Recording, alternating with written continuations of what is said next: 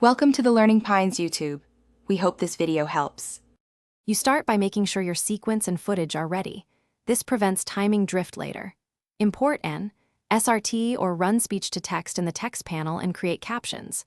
Once you have a captions track on the timeline, click the caption clip so you can act on it immediately. Now, you're set to convert, do this per clip, or select multiple clips. The goal is to move from a caption data layer into editable motion graphics that you can style and animate. Once captions are selected, use the text panel menu or right-click the caption clip and choose the convert option to produce motion graphics text layers. This transforms each caption into an Essential Graphics object, so you can style it.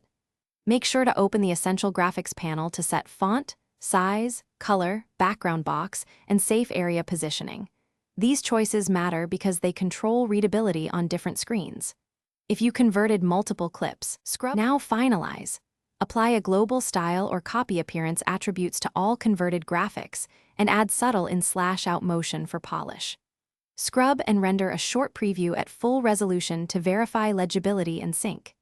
If something goes wrong, like timing shifts or missing characters, make sure your sequence frame rate matches the source, then reselect the original caption clips and reconvert.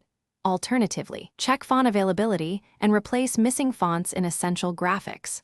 Once fixed, export using your usual settings. Graphics are baked into the video.